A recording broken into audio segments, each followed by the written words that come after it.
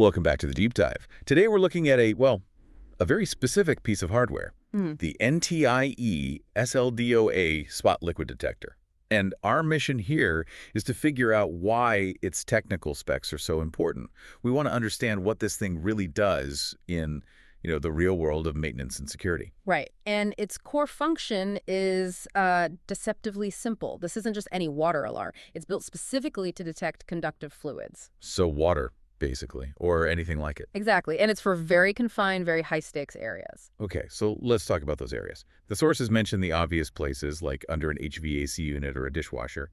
But they also specifically call out electrical switchgear rooms. That seems significant. That's the whole game. A leak under your fridge is a mess. A leak near high-voltage switchgear is a potential catastrophe. An arc flash, a fire. Yeah. And that context explains its most important feature, which is the detection range. Okay, lay it on me. Get this. It activates between 0.03 and 0.53 inches of water. Wait, 0.03 inches? That's It's less than a millimeter. Think about the thickness of a credit card. It's thinner than that. Wow. So it's not detecting a puddle. It's detecting the beginning of a problem.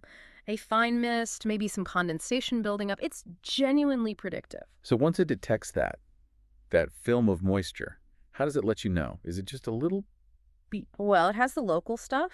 There's a bright red LED that flashes and a pretty loud audible alarm. We're talking 85 decibels. So you'll definitely hear it if you're standing next to it. Oh, yeah. But the real power isn't the local alarm, it's the connectivity. The DPDT contacts. Exactly. The double pull, double throw contacts. For anyone listening, that just means it can send out two separate independent signals at the same time. So it could, for example, alert a central monitoring system. And at the same instant, trigger a relay to shut down the power to the equipment that's at risk. It acts on its own. That's smart. Okay, let's talk physical specs. It's small, right? Tiny. It's about 2 inches by 4 inches. You can tuck it almost anywhere, and the power draw is incredibly low. I saw that. 30 milliamps typical, 85 max. Right, which makes sense because it's powered by specific NTI environmental monitors, the E2D, 5D, or 16D. Ah, so it's not a standalone consumer gadget. It's part of a bigger professional ecosystem. Precisely. And that also explains the TAA compliance status.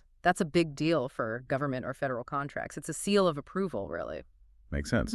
And looking at the price, it's about $170, which for that level of sensitivity and integration feels about right. It does, and that price point is interesting when you look at the other models. But the submersible one? Yeah, the ESLDO IP68 submersible version. It's actually the same price, which brings up some really interesting questions about what kind of environment needs that. So to wrap it all up, at the end of the day, our deep dive shows a device that is a master of one thing: incredibly sensitive early leak detection. It combines that miniature size with very specific conductivity monitoring to really enable that predictive maintenance we talked about.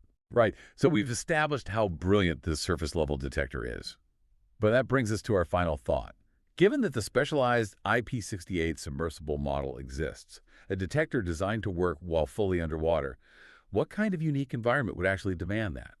And more importantly, how does the need for water submergibility completely change the core challenge of detecting a leak in the first place? It's a bit of a paradox to think about.